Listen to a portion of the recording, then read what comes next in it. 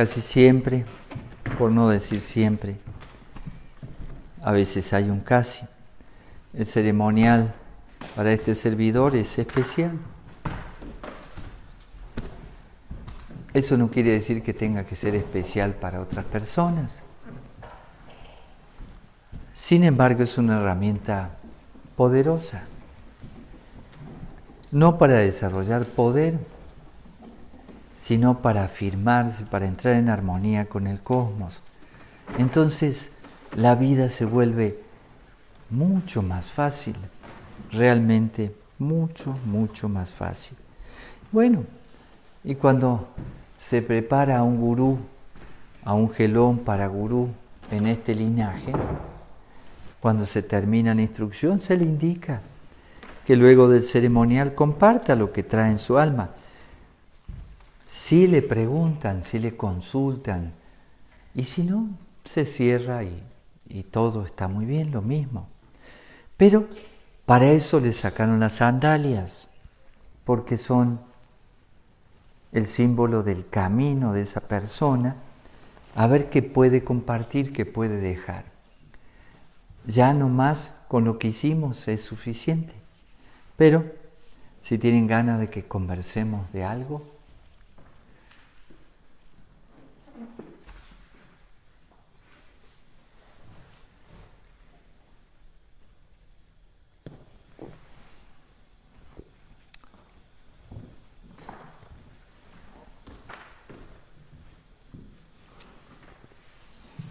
Buenos días, maestro. Buenos días a todos. Maestro, no sé si nos pudiera hablar un poquito sobre el Santosha. bueno, yo me sorprendí con el yoga, ¿saben? No lo conocía. Me lo presentaron varias veces, pero no escuché. No escuché. Me lo presentaron como a los 17 años. Un teólogo, ¿no?, católico, tercermundista, en La Rioja. Me dio un libro de yoga. Bueno, como yo estaba ahí, me deprimía mucho y me invitaron y bueno, me quedé a vivir un tiempito ahí. Y entonces lo leí. Pero la verdad, no, nada. Después pasaba una francesa que decía que había conocido al maestro Laferrier por la banqueta, ¿no?, la acera, la vereda. Inclusive una vez yo estaba afuera y se puso a enseñarme a respirar. No le hice caso tampoco, la verdad, me pareció un poco rara, ¿no?, ella. Pero muy simpática, muy interesante, muy energética, con mucha energía, con mucha energía.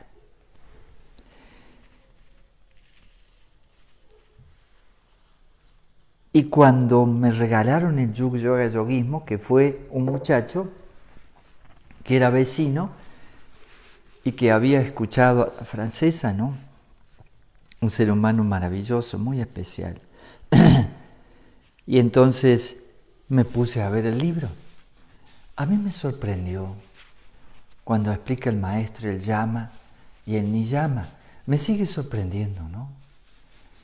Y qué difícil que es desarrollar esos pasos. Es lindo, uno lo puede recitar, inclusive el que tiene buena memoria, repasa todo y te enseña todo lo que es el yama y sus 5 partes, y el niyama y el santosha, ¿no? El santosha. Pero realizar el santosha, el estado de contentamiento, ay, ay, ay. Yo era depresivo, imagínense.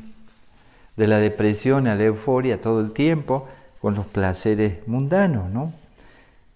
Y sigo viendo que esas 2 partes nomás, que son 2 elementos de la Ashtanga, en el yoga tradicional, hay que profundizarlos, llegar a realizarlos. El estado de contentamiento es mucho más que un estado de alegría. ¿sí? Es un estado que incluye la paz, es un estado que incluye el estar en armonía con el cosmos, ¿no? Esta mañana, ¿qué hacíamos? Estábamos sentados ahí y la lluvia nos bendecía, pero estaba nublado y estábamos esperando que... Y se empezaron a correr las nubes, ahí se mostraron algunas estrellas y ya dejó de caer agüita, pero fue una bendición. ¿Se puede estar simplemente en silencio, en un estado de santoya? Sí, sí, en cualquier lugar del mundo. Eso depende del interior en uno, de nuestro interior, de nuestro estado de armonía interior, que pueda resonar, que pueda sintonizar con la armonía del cosmos, ¿no? Y la paz de la naturaleza. Bueno, el perro estaba ladrando, pero los árboles transmitían una paz, y lo transmiten todos los días, ¿no? Pero no la puede uno percibir en un estado diferente, ¿no? Tiene que estar en paz, tiene que estar tranquilo, tiene que respirar profundo, tiene que percibirse primero y luego percibirse dentro de esa armonía, como si fuera otro árbol más. Hay que estar en un bosque, y para estar en un bosque hay que llegar a ser un árbol. Bueno, ya sé que les parecerán tonterías, ¿no? Pero a mí me gustan los árboles viejos muchísimo, ¿no? Muchísimo. Ya pasaron siglos algunos, hay árboles de miles de años, es algo interesante. Todo lo que vio pasar, ¿cuántas aves? Si una mariposa dura entre 4 días y algunos meses, porque hay mariposas que duran más tiempo, ¿no? ¿Cuántas mariposas pasaron por ahí? ¿Cuántos pájaros? ¿Cuántos animalitos, no? Seres humanos también, depende del bosque. ¿Cuánta vida vio? Bueno, volviendo a ese estado de santoya, el estado de santoya es imprescindible para ir hacia la conciencia de unidad. Y todo eso es preparación, es adquirir valores. El estado de contentamiento es un valor que podemos realizar los seres humanos. Cuando estamos eufóricos o tristes o deprimidos, estamos en extremos, ¿no? El estado de santoya es un estado de centro, hacia arriba. Es un estado imparcial. Así lo veo por lo menos. Y cuando se logra, por eso amo tanto el ceremonial, esta práctica. Porque a veces, o siempre, me da unos instantes especiales en que todo está bien. Entonces, yo termino acá y me hablan del virus y me hablan de la crisis y digo, ¿cuál crisis? ¿Cuál virus? Si está todo muy bien, está todo muy bien. Pero claro,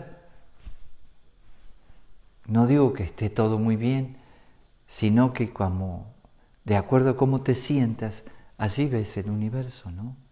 Así ves el universo, así lo percibes. Así que es un estado imprescindible para realizar el nirvana, el samadhi.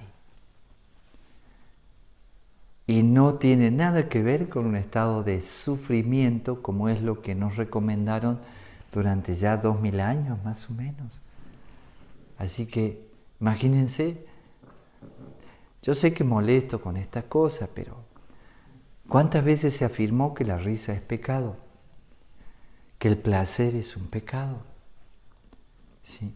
Con este asunto del desapego, del hecho de ir hacia lo espiritual, dejamos de vivir lo que el mismo universo nos entregó.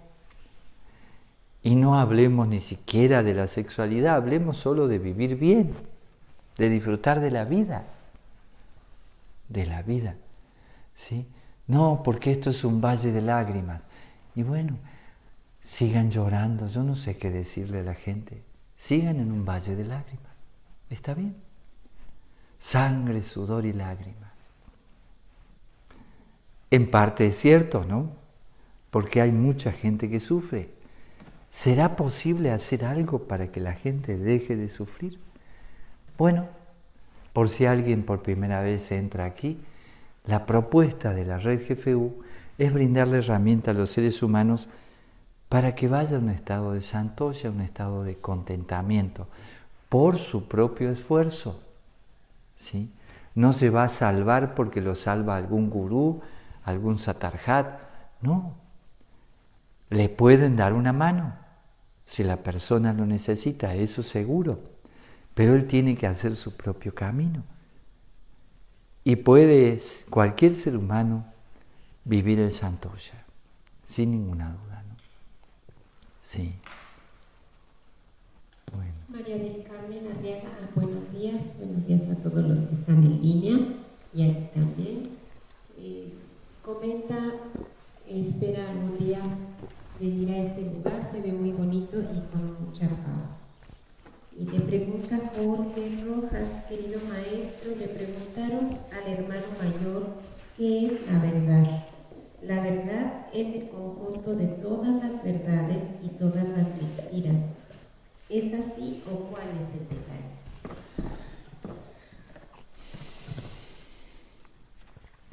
Lo hemos hablado estos días, ¿no? Pero cuando vemos la vida, los seres humanos, la vemos de manera subjetiva, ¿no? El sujeto, somos sujetos, somos subjetivos, o sea que vemos una visión parcializada de la vida. Así que si aquí ponemos, yo dibujo en el suelo un número 9 y miro el 9, y entonces le digo a Mirtala que está ahí o a ustedes que están viendo el 9, los que están en cámara, o también los que están ahí cerca, miren el 9 y me van a mirar con una cara media rara y dicen, está loco, eso es un 6. Y nos vamos a poner a discutir. Es mentira, es un 9. Es verdad, es un 6. ¿Cuál es la verdad? Es que la verdad, cuando hablamos de la verdad pura, cuando hablamos de la verdad completa, incluye todas las posibilidades. Es por eso que el hermano mayor comentó eso, que la verdad es un conjunto de verdades y mentiras, porque la verdad la podemos ubicar como el fuego, este fuego sagrado, ¿sí? Que representa el absoluto en este esquema, ¿sí? Y es el puente con esa suprema inteligencia. Pero este fuego, lo invisible que hay, se manifiesta en polaridad, permanentemente. Así que las cosas se vuelven relativas.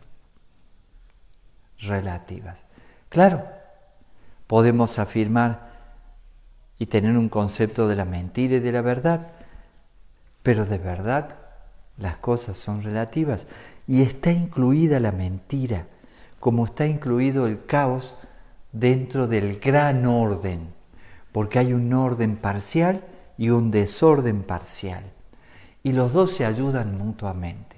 Es como ver un mar embravecido, olas gigantes y el viento y la lluvia. A mí me ha tocado y es tremendo, da miedo, ¿no? Da miedo. Me encanta, pero da miedo, ¿no? Estar en un barco, ay, ¿no? Se mueve todo, la gente empieza a vomitar. Bueno, ya no son cosas para contar, ¿no? Pero sí, Dramamine no funciona. Bueno, ya hice promoción también, ¿no? Pero la tormenta, y de repente se termina la tormenta y una calma. Y el mar que parece un espejo, una alberca, una piscina, ¿no? ¿Y cuál es el verdadero mar? ¿El embravecido?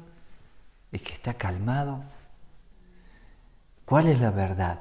¿Lo cóncavo? ¿Lo convexo? ¿Sí? ¿Qué es lo alto y lo bajo? Y uno empieza con todas esas cosas y se da cuenta que lo único que está sucediendo es que lo alto y lo bajo se dan referencia mutuamente, que lo cóncavo y convexo se están ayudando permanentemente, están unidos, ¿no? Así que de alguna manera eso quiere decir. Pero si vamos a hacer un trabajo como individuos, ¿no? pensemos, ¿sí? Justamente hablamos del Santoya, que es parte del Niyama. Si hablamos del Yama, en el Yama está el Satya, ¿sí? Es importante aprender a no mentir, aunque la mentira es parte de la vida, ¿no? Y aprender a decirse la verdad. No es tan fácil eso, ¿no? Es un aprendizaje, porque somos subjetivos. Y a veces vemos una cosa y no la vemos por completa. Escuchamos algo y no escuchamos todo. Es algo interesantísimo eso. Muy interesante. Vemos muchísimas cosas, pero nuestro cerebro no las hace consciente. De verdad eso está sucediendo. Escuchamos muchos sonidos, pero no llegan a nuestros cerebros. Por eso sucede que un perro escucha otros sonidos a distancia, ¿no? A distancia. Y distancias tremendas. O un mosquito a 3 kilómetros, 3.000 metros, huele a la mosquita. Esos son datos y estudios interesantes. 3 kilómetros, estamos hablando de algo pequeñito, ¿no? Muy pequeño. ¿Sí? Así que las cosas son relativas ahí. Digamos que la verdad y la mentira se complementan. Se necesitan inclusive, se necesitan. El universo cuando deja de ser invisible, la vida cuando deja de ser invisible, hay vida en todas partes, ¿no? Cuando se vuelve visible se polariza. Y ahí viene todo el asunto. Podemos hablar mucho con este asunto del contraste, ¿no? Mucho. Ahora, estaba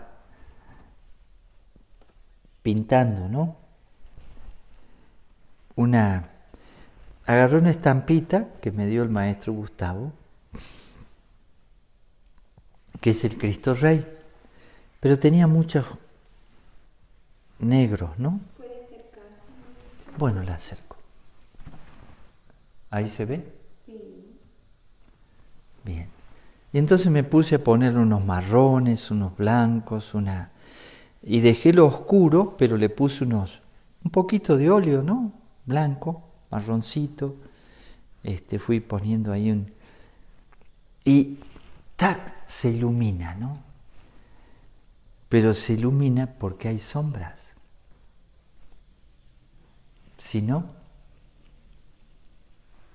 no habría luz en un cuadro, ¿no? No habría luz.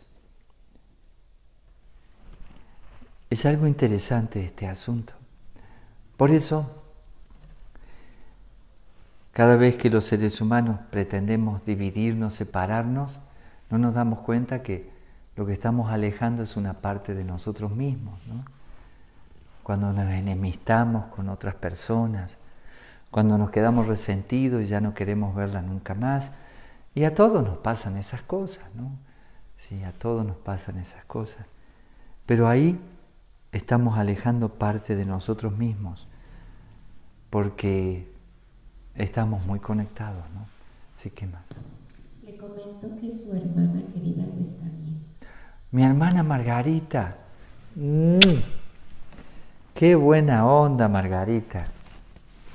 Qué bien. Bueno, pues Gerardo López, buen día querido maestro. ¿Un yentram se puede convertir en un mantra? Un yentram puede inspirar un mantra. Un yentram, podemos hablar de una figura. Pero ¿qué detona un yentram o un mandala cuando son antiguos y que tienen símbolos y que tienen algunas partes que pueden detonar en nosotros la memoria más antigua, ¿no? La memoria del alma, Así que puede recordarnos un mantra.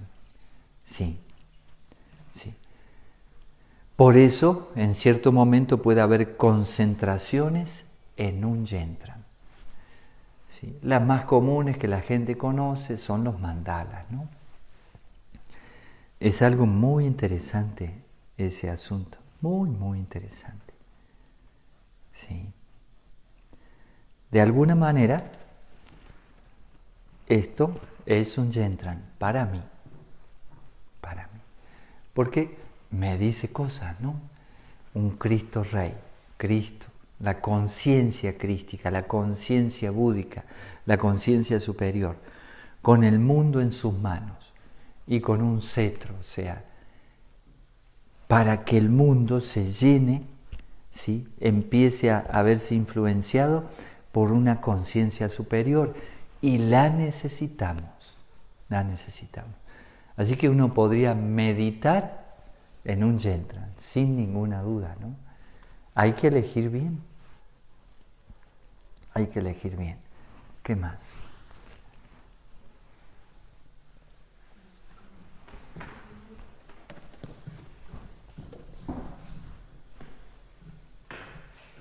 Buen día, maestro. Hoy que armonizábamos, hacia el frente estaba todo oscuro, pero había una estrella, y justo lo que usted está mencionando a mí me hizo pensar como dentro de toda la oscuridad siempre hay una luz que alumbra toda esa oscuridad. Después una nube la cubrió, allí estaba la luz, sin embargo ya no se veía, pero allí estaba.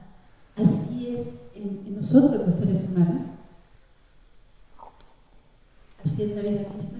Así es, incluso es nuestra mente y son nuestras emociones.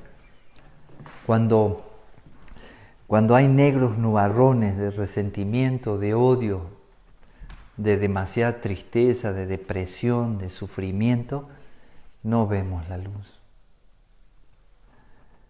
De verdad, nos cubre un manto de oscuridad, ¿no? Observen cómo somos nuestros estados de ánimos, cómo muchas cosas detonan en nosotros emociones, sentimientos, y la mayor parte de las veces son inconscientes.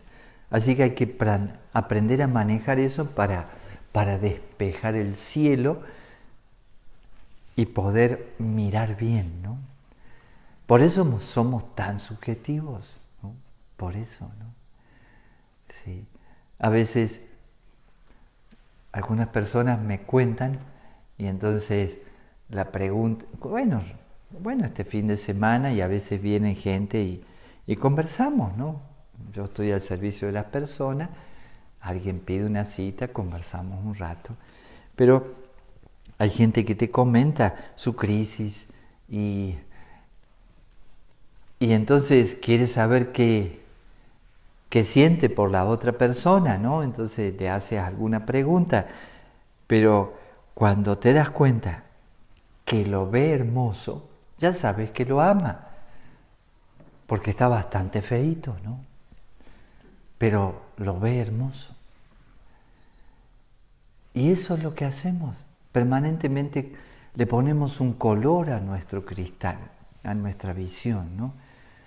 Bueno, el cristalino, ¿por qué se llama cristalino? No, en el ojo. El cristalino. Lo teñimos. Y todo lo teñimos. ¿Qué hablamos acá cuando pasan cosas, no? Uno piensa esto, lo otro, y nada que ver, sino que esto, aquello, lo otro, y cada uno tiñe a su manera, incluso las palabras, ¿sí? Alguien viene y te habla y, no, ¿por qué dices? Y te enojas, y el otro, nada que ver, ¿no? Pero uno estaba susceptible y entonces reacciona. Así somos, ¿no? Así que hay que aprender a observarse permanentemente y así no nos perdemos el tiempo. Perder el tiempo no es no hacer nada, perder el tiempo es no estar en presente, no estar consciente. ¿Cuál es el problema? Que si estamos armonizando o estamos en el ceremonial o ahora estamos conversando y en un rato estamos desayunando. El tiempo no existe, lo que existe siempre es el mismo instante, el presente donde tú estás viviendo el presente. Así que el tiempo da lo mismo qué vaya a pasar después o lo que pasó antes. Lo importante es este momento, es lo más importante. Pero ¿qué sucede? Cuando no nos va bien en un momento, queremos terminar ese momento. ¿Sí? Que pase rápido. Cuando no estás bien en alguna cosa, pero tienes expectativa de que te vaya bien o algo lindo que vas a hacer, entonces hasta ya te pones contento antes de vivir ese momento, ¿no? Y así vamos. Pero si viviéramos el presente, no habría negros nubarrones. Sí. Me encanta la tortuga de Kung Fu Panda. Anoche quería volver a ver Kung Fu Panda, Emanuel. Yo debo 15 veces la 1 y no sé cuántas la 2 y la 3 también varias veces. Pero esa tortuga, en la primera película, cuando le dice, le quieren dar una mala noticia, y entonces le dice a Shifu, le dice, no hay malas noticias, hay noticias. Pero entonces le dice, es que se escapó, ¿cómo se llama? Tai Lung, ¿no? Ah, sí, eso sí, una mala noticia. Y pone cara, ¿no? Pero solo hay noticias. Solo hay presente. Solo hay presente. Pero ahí estamos, ¿sí?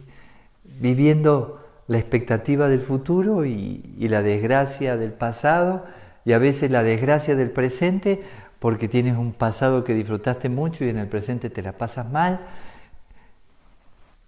Todo el tiempo estamos huyendo de nuestra realidad. Así que es un trabajo para hacer. Para colmo lo tiene que hacer cada uno, no lo puede hacer otra persona, ¿no? Sí. De afuera uno se da cuenta que la persona no está viviendo el presente, que está tiñendo la realidad, pero no puedes andar diciéndole a la gente eso, ¿no? Diciéndole a la gente eso. O lo que me contaste ayer, ¿no? Es que contó Juan Carlos que van en un carro en Mérida, ¿no? Y entonces están juntos, duermen juntos, y tienen que ir en el carro con los cristales cerrados, con máscara, y no puede ir sentado Diana al lado, sino que tiene que ir en el asiento de atrás. Realmente no podemos ser más ridículos. Es imposible ser más ridículos, ¿no? Pero así teñimos todo. Vemos una realidad que no existe y también podemos crear una realidad, sin ninguna duda. Y podemos crear una realidad que no existe. Sí. Sí, sí. En fin. No, eso es impactante. A mí me hacen eso, yo me voy a la cárcel, pero no, le digo, usted está loco totalmente, ¿no? ¿Cómo va a hacer? Te hicieron bajar y... No, pobre hombre. No, pobre hombre, no. Menos mal que no me ha tocado, he tenido suerte en estos meses. No me ha tocado, la verdad. Sí, es ridículo. Realmente no tiene sentido. Sí. Bueno, en fin. Decía el hermano mayor, ¿no? Quien no cumple las leyes de la tierra, no cumple las leyes del universo. Entonces, pero bueno, finalmente lo que le dije al policía es que no era una cosa de él. Yo lo entendía y que finalmente lo único que hacía era cumplir órdenes superiores.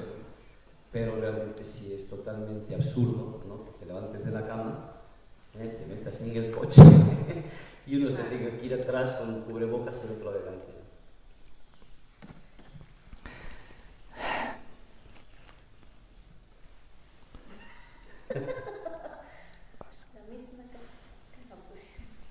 ¿Cómo hablábamos ayer de qué era el sentido común? El menos común de los sentidos. Sí. En este momento se nota mucho la falta de sentido común. Sí. ¿Terminamos hoy? ¿Temprano? Sí, Jorge, ayer habló del libro El arte de amar de Erich Fromm. ¿Podría compartir un poquito del libro El miedo a la libertad del mismo autor? Bueno, y si lo leen mejor, porque Erich Fromm es muy especial y son recomendables los dos libros, muy recomendables. Pero todo este asunto del miedo a la libertad, bueno, a lo mejor tiene que ver con este proceso que tenemos, ¿no? ¿Cuánto miedo tenemos a la libertad? ¿Cuánto miedo nos ha dado toda esta situación? Así que hay que empezar a aprender a vivir. No solo tenemos miedo a la libertad, miedo a ser libres. Es que una persona le tiene miedo a ser libre porque se tiene que hacer responsable de sí mismo. Eso es más o menos la clave. Y eso es algo que Erich Fromm conversa mucho. No nos hacemos responsables de nosotros mismos, los seres humanos. No maduramos. Incluso hay una psicóloga que no recuerdo el nombre porque eso lo leí hace muchísimo tiempo. Bueno, también a Erich Fromm, hace como 40 años, ¿no? 40 años. 40 años, sí. ¿Tú también lo leíste hace 40 años? ¿Estás tan jovencito como yo? También. Igual, ¿no? Un poquito más joven. Bueno, es que en aquella época era bastante como popular, ¿no? Era muy recomendable en el ambiente intelectual, ¿no? Que no tenían que leerse a Nietzsche, a Dostoyevsky, ¿no? Sí. Todos esos libros son fundamentales. Pero ese miedo a la libertad que tenemos los seres humanos es increíble. Más o menos tiene que ver con este miedo que tiene el pichón de paloma que está en el nido y ya la madre no le da de comer nada más que más allá en el árbol para que el pichón salga del nido. Es que miedo a volar, miedo a vivir. Tenemos muchos miedos los seres humanos. Es todo un aprendizaje. Cuando caminamos nomás y gateamos, cuando uno camina y se va a caer, hay miedo de andar en bicicleta porque te vas a caer seguro la primera vez, la segunda vez y otras veces más, ¿no? Y así, en realidad, sí, los seres humanos tenemos una historia con la libertad, pero todo eso se va superando porque una de las cosas que más necesitamos como fundamentales los seres humanos es la libertad, ser libres. Por eso no me preocupa mucho el hecho de que nos impongan tantas cosas, porque eso no va a poder sostenerse. Es imposible, ¿no? Bueno, ya hay lugares, sí vi lo que mencionabas ayer, vi los videos, la cantidad de médicos en Europa diciendo la verdad de todo lo que pasa, e inclusive manifestaciones con miles y miles de personas sin ningún tapaboca, ¿no? Es interesante eso, muy interesante, muy interesante. Y ahí veremos qué va pasando, pero no puedes esclavizar a los seres humanos. Y se intenta por todos los medios, inclusive se trabaja mucho a nivel subliminal, pero la gente termina necesitando ser libre. Esa es una de las razones por las cuales la pareja es una relación difícil, ¿no? Y ahí está la clave también en la pareja. Vivir el amor, pero en libertad. No está tan fácil, ¿no? Y que el otro viva con uno, pero que se sienta completamente libre, como si estuviera solo. Y a la vez ser responsable, ¿no? De una relación, de las cosas que pasan, sobre todo si hay hijos, ¿no? En fin, ese libro es muy recomendable, igual que El arte de amar. Claro que sí. ¿Algo más o cerramos? Sí. Maestro, ahorita que está comentando lo de la libertad y la responsabilidad, nosotros somos un linaje real porque lo vivimos.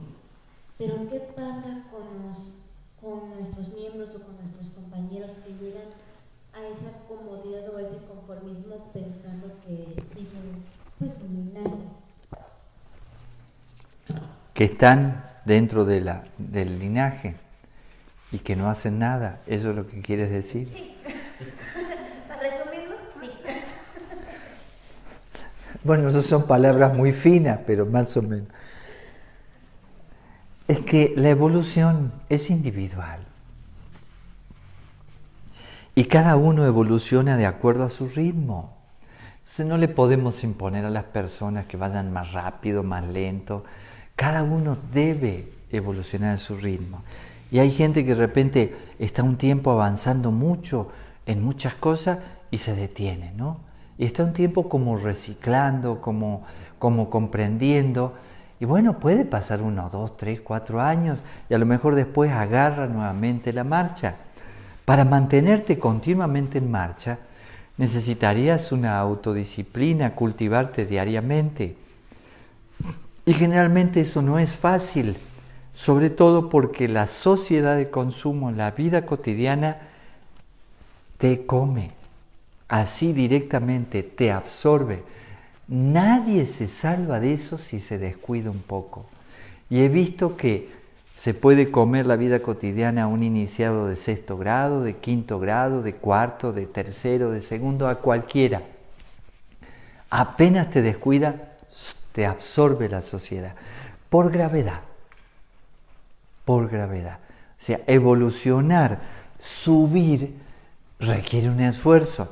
Pero ¿quién no quiere tomarse un descanso subiendo la montaña? ¿Sí? Entonces, hay que respetar eso.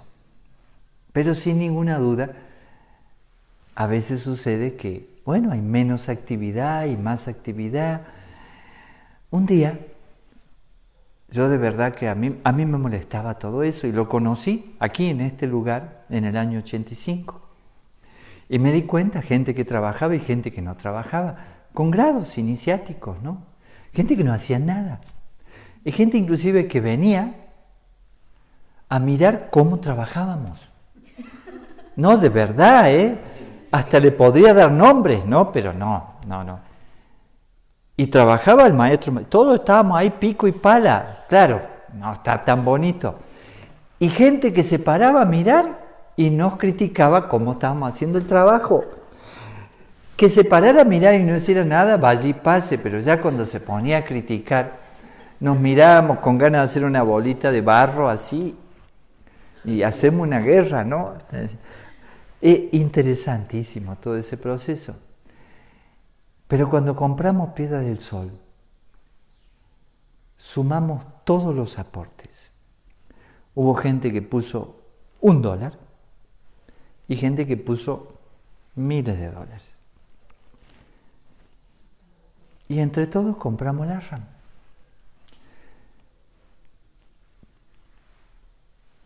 Reunimos con ese último dólar los primeros $15,000 en un momento de crisis, de inflación tan grande que tener dólares era mágico, pero pesos era imposible, no convenía en ningún momento, así que la gente se lo pasaba rápido.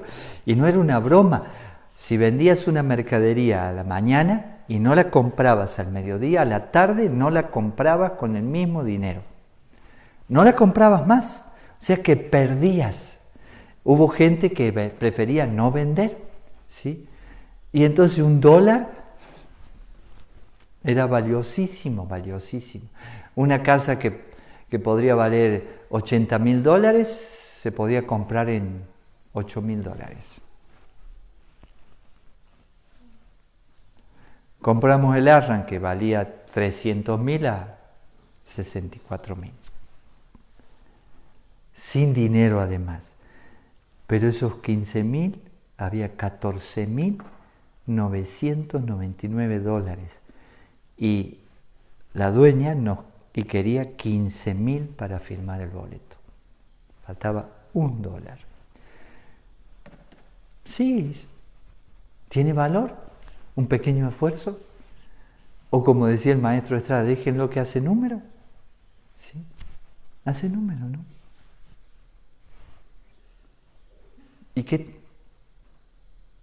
¿Y cuál sería el problema? Digamos que si uno ve a alguien que no hace a lo mejor lo que tiene que hacer, también le está sirviendo de ejemplo a uno, ¿no? Para no repetir lo mismo, ¿no? Para no repetir lo mismo. Imagínate, si tú fueras policía, ¿le harías lo mismo no, lo haría. Yo ni loco, ¿viste? Ni aunque me lo ordenara el presidente y fuera policía, le digo, no lo vi, que sí, no lo vi. De hecho, que no nos ve, estaba agachada. ¿Eh? Pero es que hay que usar el sentido común, por más que te lo diga un organismo oficial. Hay cosas que tienen que ser coherentes, ¿no? Esas cosas hay que estudiarlas muy bien porque quedan todos mal. Todos quedan como tontos, ¿no? No puede ser eso, no puede ser. Lo que pasa es que a lo mejor se puso celoso, dijo, mira este viejo con una jovencita, dijo, fuera. Pues seguro que sí. Que se separe. ¡Para! ¡No! Sí, estaba envidioso. Bueno, ¿qué más? Bueno, dice Arturo Andrade, hola, buenos días. En esa misma película, Kung Fu, la tortuga también dice, uno encuentra su camino en el sendero que toma para evitarlo. ¿Qué dice usted, maestro? Esa frase me encantó. Lo que pasa es que se lo dice a Sifu porque Sifu mandó a alguien por miedo a que Tai Lung saliera y mandó un ave, ¿no? Un pato. Sí, un pato, un ganso. Son muy inteligentes. Esa película es extraordinaria, ¿no? Y entonces Tai Lung se libera porque le cae una pluma al ave. Y entonces la tortuga dijo, bueno, ¿cómo fue la frase? Porque es interesantísima, léela de nuevo. Dice, Uno encuentra su camino. uno encuentra su camino en el sendero que toma para evitarlo. Así es. Y Sifu mandó el ave y al final pasó lo peor que él quería impedir. Sí, hay mucha enseñanza en eso. Ahí hay que aprender a no forzar las cosas. También hay que aprender cuando uno tiene que hacer algo y perseverar. Pero si uno persevera lo tonto. A mí el maestro Marcelli me dio una lección enorme que jamás me voy a olvidar hace muchos años, ¿no? Muchos años. Y la lección que me dio y me dijo una frase, deja ya de darle de patadas al aguijón. Claro, si uno patea un aguijón, se pincha. Y cómo me molestó esa frase y cuánta razón tenía, ¿no?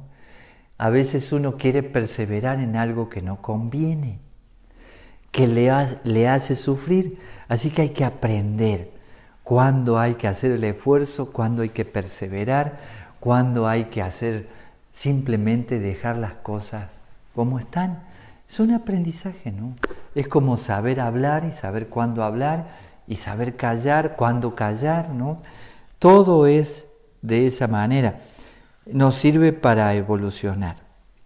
Pero esa frase es extraordinaria y se entiende muy bien por qué se lo dice. Y de hecho Sifu cometió ese error, ¿no? ¿Sí? Y encontró incluso la solución. Observen cómo toda la película está hilvanada. A mí me parece esa película número 1. ¿Qué pasó?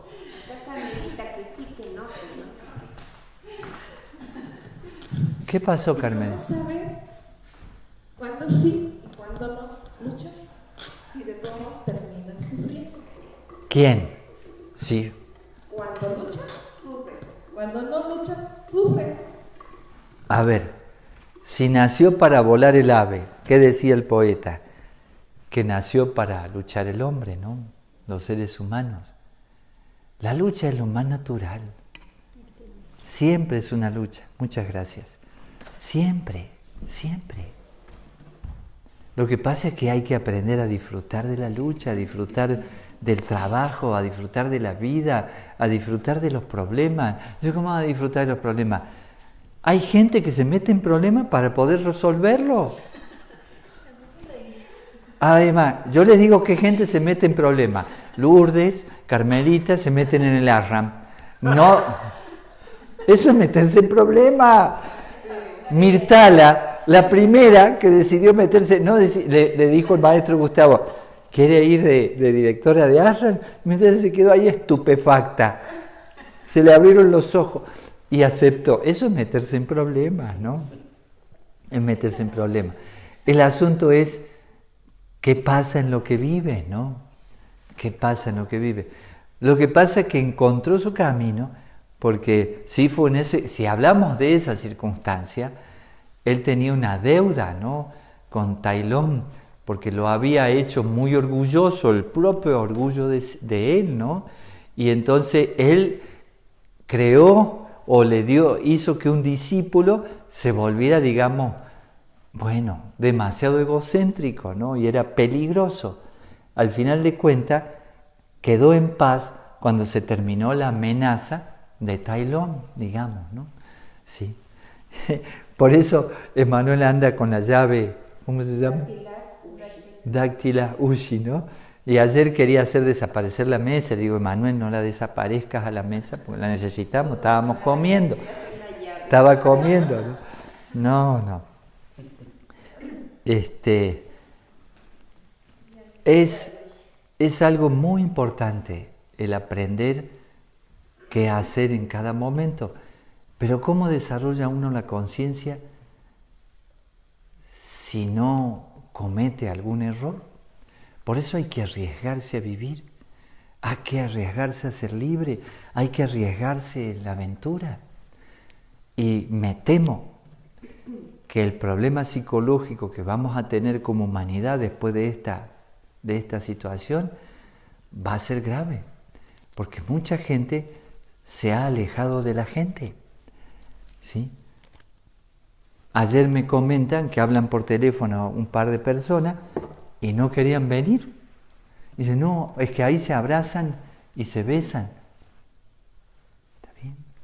O sea, no más beso, no más abrazo. O como le dijeron a los argentinos, hasta que no salga la vacuna, nadie se tiene que abrazar y besar. ¿Sabías eso? No, terrible. Lo peor que existe es el miedo al miedo. El miedo al miedo. Es terrible, terrible, terrible. Sé que hay que cuidarse, todo eso que quieran, pero estas situaciones donde te aplasta la vida, te queda aislado. ¿Saben cuánta gente deprimida hay? ¿Qué le hicimos a nuestros niños? Por eso no teníamos abierto el ARRAN. Bueno, ahora ya puede venir la gente, ya ha aflojado la pandemia. Lo sé muy bien porque hay médicos en el hospital aquí. Me dicen, no, hay camas vacías, ya no, las cosas están diferentes. Estoy hablando del lugar, de Jalapa, de aquí, ¿no? Pero aquí ha venido gente con sus niños porque no sabía dónde llevarlos, ¿no? No puedes llevarlos a algún lado porque los paran, ¿no? Acá no. Así es, tremendo, ¿no? Y niños que van a quedar con traumas, Van a quedar con... Mi nieta con un año, ¿no? Mi nieta con un año lleva como 5 meses encerrada, casi la mitad de su vida, casi sin poder salir a la calle. Entonces me imagino... ¿Y por qué le hicieron tanto daño tu hijo? No, vamos, salen en Ciudad de México, pues estaban todavía más estrictos, ¿no? Acá en la Ciudad de México. Entonces, pues bueno, apenas empiezan a salir a los parques, imagínate, con un año, y de repente ver un parque, porque estaban todos cerrados además. Se enferman por tanto oxígeno, ¿no? Claro, entonces, pero bueno, digo yo que si, es mi teoría, ¿no? Que si un chino contagió 14 millones, 6 millones es imposible que un día no nos llegue. Entonces, para mí, lo que tenemos que hacer es hacer ejercicio, cuidar nuestra salud y ocuparnos de la salud para no preocuparnos de la enfermedad. Creo que eso es... Sí, le hemos dado demasiada importancia a la enfermedad y hemos enfermado a los sanos con tanto miedo, ¿no? Sí. Pero es buen planteo, Carmen, hay que seguir hablando de ese tema, ¿no? Pero observen qué te dice la vida, pero no dejen de luchar, porque hay una parte que nos toca a nosotros. Cuando quieres hacer algo y logras perseverar y ese algo es algo interesante o algo constructivo, no desistas. Me llamo Constancio, debe ser lo único que tengo de bueno, ¿no? El nombre que me puso mi padre, que es el nombre de mi padre y el nombre de mi abuelo, ¿no? La constancia, ¿no? Persevera y triunfarás. Realmente, lo que pasa es que hay que saber para dónde ir, ¿no? ¿sí? Saber cuándo cambiar el rumbo, cuándo cambiar de octava. Es una ley también, es una ley. ¿Y cómo seguir? ¿Y cómo seguir? ¿Y cómo, bueno, se presenta una piedra enorme? ¿Para qué te das de cara contra la piedra? Puedes ver cómo rodearla. Es muy simple eso. Pero nos complicamos la vida a los seres humanos. Nos complicamos la vida. De verdad que nos complicamos la vida. Así que ahí veremos qué hacemos. ¿Qué hacemos? Pero cada uno debe aprender. Eso es un aprendizaje personal. Si alguien te dice lo que tienes que hacer y por dónde ir, y entonces ¿cómo aprendes por ti misma, no? Es imposible, ¿no? Entonces uno puede tener referencias, ayuda, sugerencias, ¿no? Y te pueden decir en el Everest, ese es el camino más fácil, los que han subido y han bajado. Y entonces ya tienes una ventaja, ¿sí? No te vas a morir varias veces hasta que le encuentras el camino, porque ahí te mueres. O sea, la cantidad de gente que ha muerto subiendo la Concagua, por ejemplo, en Argentina, es mucha. Y no es que la bajan, porque a ese nivel, cuando hablamos de 7.000 metros para arriba, es tremendo, tremendo, tremendo. Pero si hablamos de los 8.000 metros, imagínense. Y entonces, pero una persona pasó y te dice, no, por ahí ese es el sendero. Y entonces tú vives tu propio sendero, pero sabes por dónde es más fácil, ¿no? Así que ahí nos tenemos que dar una mano los seres humanos. Por eso lo único que hay de diferencia es almas con más experiencia y almas con menos experiencia. Eso es todo. ¿Qué haces con tus 4 hijos? ¿Les compartes tu experiencia? ¿Pero son menos que tú? No. Y sí, cada niño que viene está más evolucionado que nosotros, sin ninguna duda. Bueno, muchas gracias. Que tengan un día maravilloso. Pax. Gracias a todos. Buenos días.